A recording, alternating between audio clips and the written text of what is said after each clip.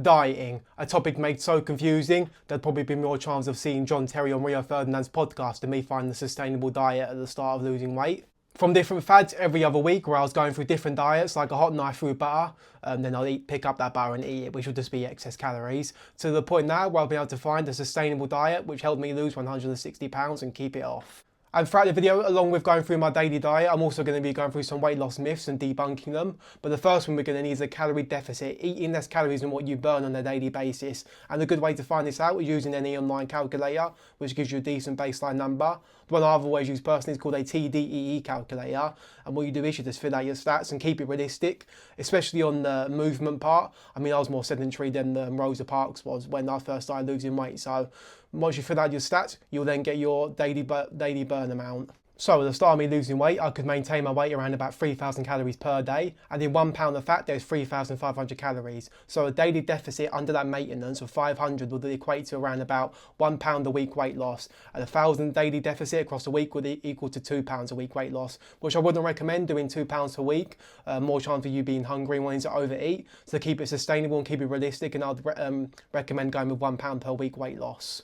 So for the sake of this video, I'm going to eat around about 2,000 calories per day because that's what I'd lose weight on now. But if you can eat a little bit more and still lose weight, perfect, take advantage of that. But if you have to eat a little bit less, then just do that. And you have to get into the mindset of not how little can I eat and still lose weight. You have to think about how much I can eat and still lose weight, and think about the long-term sustainable goal rather than going for the instant gratification of trying to lose as much weight as physically possible in a short period of time. Which falls into the first myth I want to talk about, is that calories in versus calories out doesn't work. It definitely does work. Every diet you see, every diet you've followed, or if you've ever seen someone lose weight, they've all followed the calorie deficit, eating less than what they burn on a daily basis. So all this stuff like keto, intermittent fasting, no matter what diet you see out there, it all follows the same principle of calories in versus calories out.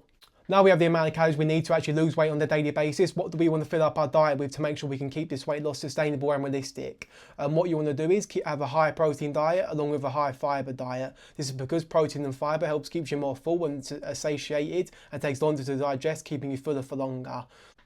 And the reason we want a filling diet is because we will have a thing called fat cells, which pretty much control how hungry we are, and after having a meal, how full we are after having that meal.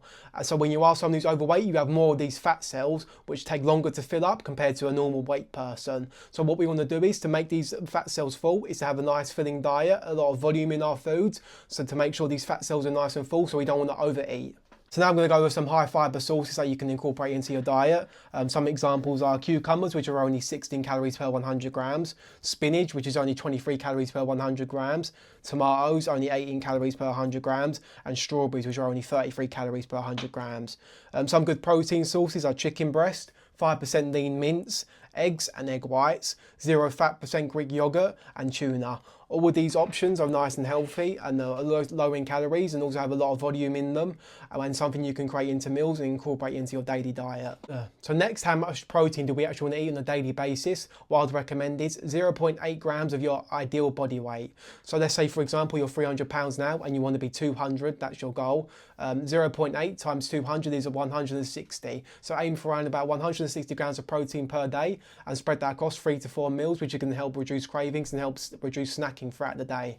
The next myth I'm going to go over is that you have to intermittent fast to lose weight. You definitely don't. You still have to adhere to a calorie deficit. But if you are someone who would like to intermittent fast, just be careful when that eating window is open. Doesn't mean you can eat whatever you want during that period of time. It's still about calories in versus calories out. And the final thing I'm going to go over before I start showing you the food I actually do eat is how I actually track my food. What I use is a weighing scale and also an app called MyFitnessPal, where you can scan the barcode of whatever you're eating and then fill out the information of how much you're having of that food. And also a weighing scale helps you accurately track just how much you're having instead of just guessing just by how it looks.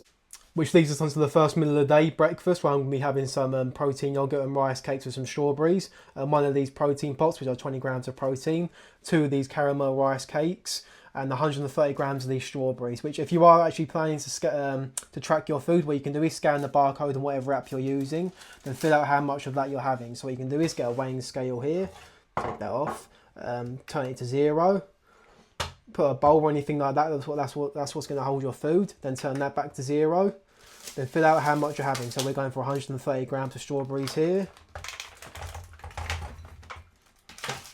bit much. That's what I mean. You can accurately track by doing this. So 136 grams, that's close enough. So that's what I'll be having for breakfast, and I'll show you the calories on screen now.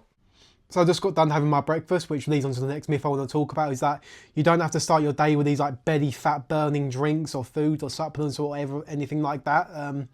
And that sort of stuff is just peddled out by people just chatting absolute bollocks. I mean, those people would probably recommend you take Zyklon B first thing in the morning if it meant they could turn a profit on it. So don't listen to any of that ridiculous stuff. Just make sure you're adhering to a calorie deficit and eating the stuff you actually enjoy to eat. Which brings us onto lunch, where I'll be having some bacon and sausage wraps. So what you want is 4 of these heck chicken sausages, 4 of these bacon medallions, and 2 of these wraps, which comes to a total of 542 calories and 58 grams of protein.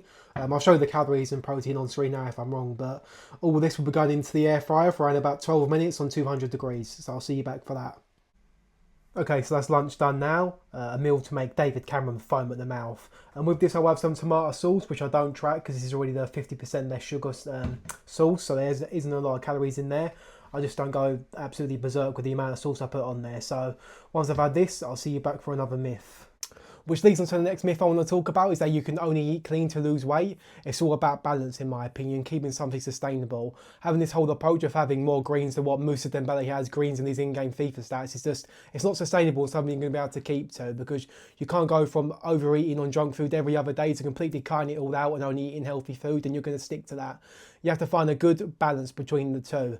So yes, incorporate your diet with nice and healthy food, stuff that you enjoy eating, but you can't completely eradicate all the stuff you've been eating your entire life. So it's important to find balance in whatever diet you pick. So it's around about 2 o'clock now. I'm just having a midday snack of 150 grams of strawberries and an apple, which sort of leads on to the next myth I want to talk about, is that you have to eliminate food groups when you're dieting. Stuff like carbohydrates and sugars, they're more feared than getting genital warts, which doesn't have to be the case. You can certainly include them into your diet. Stuff like fruits has a lot of carbohydrates and sugars, so it's not something you have to eliminate. You just have to focus on a well-balanced diet and something you can stick to. So along with this snack, I'm also going to have a Pepsi Max to go with it, which is 0 calories, and I'll definitely recommend having 0 calorie drinks in your diet because the caffeine in them will help suppress your appetite and help keep you more full. It's not something you have to eliminate, which is another myth.